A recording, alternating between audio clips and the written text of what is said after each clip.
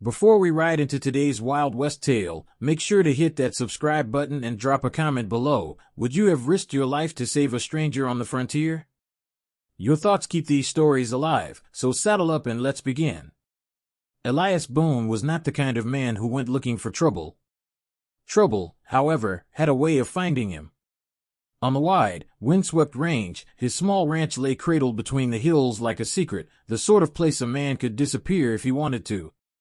And Elias had wanted to disappear for a long time. Solitude suited him, his cattle, his horse, and the horizon were enough. That morning, though, fate had other ideas.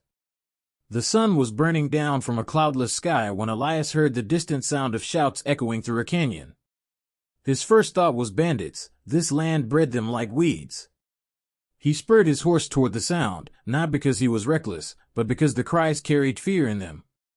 As he drew nearer, the scene came into view, 3 armed outlaws surrounding a young woman on the narrow trail. She stood against them, her dark hair whipping in the wind, but there was no mistaking her peril. Elias never asked himself if he should act. He simply did. Kicking his boots hard into the stirrups, he drew his rifle from its saddle holster. A crack split the air, and one outlaw's hat flew from his head. The others turned at once, startled by the sudden appearance of a lone rider charging down on them. Elias's horse thundered over the dirt, and before the men could regroup, a length of coiled rope whistled through the air. The lasso caught one by the chest and yanked him clean off his feet. The woman seized the distraction. She darted toward the canyon wall, scrambling away from a knife thrust meant for her side. Elias fired again, the bullet grazing a second outlaw's arm. The fight was brutal and quick, the kind of ugly work that never felt heroic afterward. When the last of the outlaws stumbled into the dust, clutching his wound and cursing as he fled, Elias swung down from his horse, breathing hard. The young woman looked at him with eyes dark as river stone. Her hands trembled, but she did not cower. Instead, she stood tall, brushing dirt from her deerskin dress, her chin lifted with quiet pride. "You should not have interfered," she said in accented but clear English. "It was not your fight." Elias wiped the sweat from his brow. 3 men against 1 woman looks like my fight, he answered simply. Then, noticing a gash on her arm, he softened his voice. "You're hurt. Let me bind that." She allowed him to tear a strip from his own shirt and tie the wound. When he asked her name, she hesitated, then said, "I am Tyanada, daughter of Waya, chief of my people." The words carried weight. A daughter of a chief, far from her tribe, ambushed by outlaws, Elias understood at once the danger he had stepped into. As they walked back toward his horse, she glanced at him, studying the lines of his withered face. "Do you know what you have done, rancher?" she asked. "I know I kept you alive," Elias replied, adjusting the rifle at his shoulder. "You did more. You tied your fate to mine. My people will not forget this act. Nor will your own." He didn't argue. He had learned long ago that words couldn't outpace destiny. He helped her into the saddle and led his horse back toward his ranch, the silence between them thick with unspoken questions. That night, under a roof that smelled of pine wood and smoke, Elias tended the fire while Tyanada rested.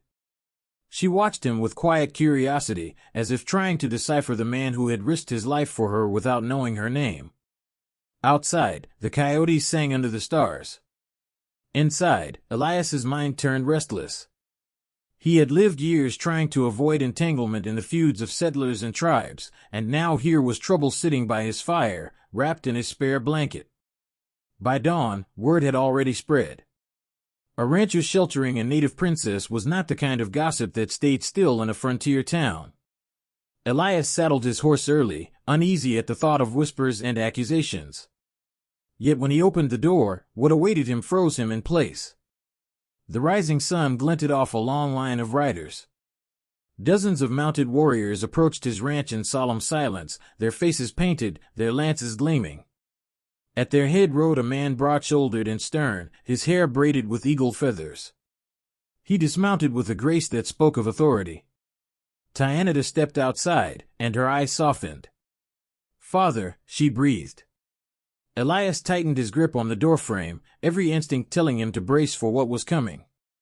The chief's gaze fell on him, measuring, weighing. Then, in a voice deep and steady as the earth itself, the man said, "You saved my daughter. For that, you stand before us with honor. And so, we come with an offer few outsiders have ever heard." The rancher's world, already shifted once, was about to change forever.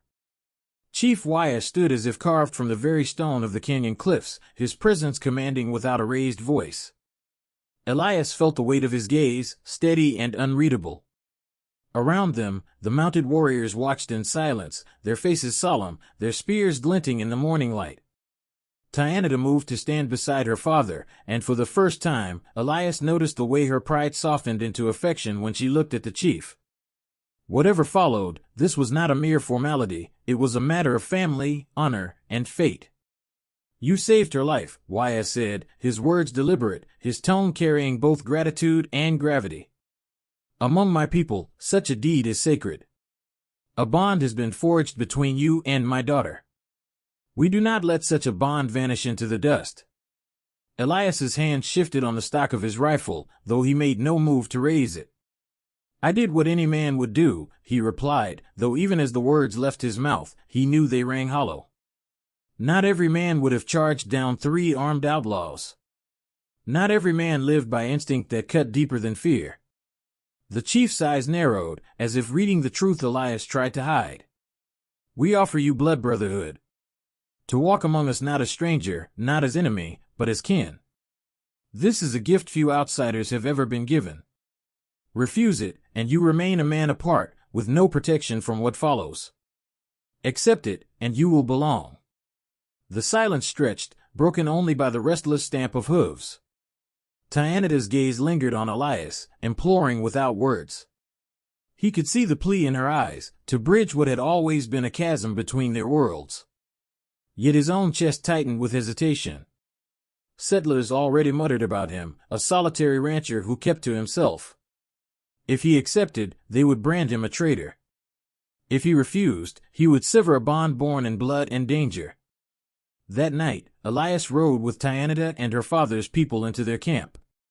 It was not a place of mystery or menace as settlers' tales claimed, but a living village, vibrant with firelight and song. Children darted between tents, laughter mixing with the rhythmic beat of drums. Women tended fires, men sharpened weapons, elders told stories beneath the stars. Elias watched, silent, absorbing a life that had endured long before his ranch, long before his kind had crossed the plains. In the chief's lodge, Elias was shown the symbols of kinship, the painted feather, the carved totem, the ritual fire. Wyatt spoke of duties as well as honor, to defend the tribe if threatened, to carry their mark, to share in their burdens. The words were heavy, but they were not chains. Elias felt the stirrings of something long dormant, a belonging he had not known since the war years had stolen his family and left him wandering. When the ritual began, Elias stepped forward, his jaw set. The drumbeat slowed, the tribe gathered, and Wyatt cut a shallow line across his own forearm. Without flinching, Elias did the same. Their blood mingled on the earth, and the chief's voice rose, "By this bond, this man is of us. His spirit and ours are joined." A cheer rose from the gathered, but it was short-lived. Shouts erupted at the edge of the camp. Settlers had come, rifles in hand, lanterns casting harsh light. At their head was Marshal Clay, a man Elias knew from town, his eyes narrowed with suspicion and fury. "Boone!" Clay's voice cracked like a whip. "Step away from them. You've gone and tied yourself to savages. That girl is ours. Hand her over, or we'll drag her back." The crowd of tribesmen bristled, spears raised, bows drawn. Tyanita stood like iron, her chin high, her father's hand resting firmly on her shoulder. Elias moved forward, his rifle hanging loose in his grip, though his stance was unyielding. "She isn't yours," he said, his voice carrying clear across the tense standoff. "She was never yours. And I'll not see her handed to men who'd see her chained or worse." The marshal sneered. "You think one rancher and a pack of painted braves can stand against us? You've picked your side, Boone. Don't think there's a way back. Every muscle in Elias's body coiled. He knew this moment was the edge of a knife, the kind of moment men remembered in the years after, when tales became legend. He lifted his rifle, not to aim, but to plant its butt in the ground, a silent declaration that his stand was here, not behind a wall of bullets but in open defiance. "I have picked my side," he said, the words ringing like iron on steel. "And I stand with those who honor life over greed." For a heartbeat, no one moved. The settlers shifted uneasily, their rifles wavering. The sight of dozens of warriors, silent and unflinching, was not one to ignore. Chief Wya's men closed ranks around their new brother, a wall of spears and courage. The marshal cursed under his breath, calculating odds he didn't like. With a last venomous glare, he jerked his arm, signaling retreat. The settlers melted back into the darkness, their threats carried away by the wind. The camp exhaled in relief, and the drums began again, louder, stronger, as though to drive away the lingering shadows. Elias stood by the fire, his chest rising and falling, his heart pounding with the knowledge that a line had been crossed. He was no longer just a rancher hidden away from the world. He was something more, bound by blood, claimed by a people who had given him purpose. Tyanita approached, her hand brushing lightly against his arm, her eyes fierce and bright in the firelight. "You chose," she said softly. "Not out of fear, but out of honor. That is what makes you one of us." Elias looked past the flames, toward the horizon where the settlers had vanished. He knew they would not forget, and trouble would return. But for the first time in years, he did not dread the fight ahead. With Tyanita beside him, and a tribe at his back, he felt something new stirring in his chest, something like belonging, something like destiny. And as the fire roared higher, Elias Boone realized the West would never look the same again.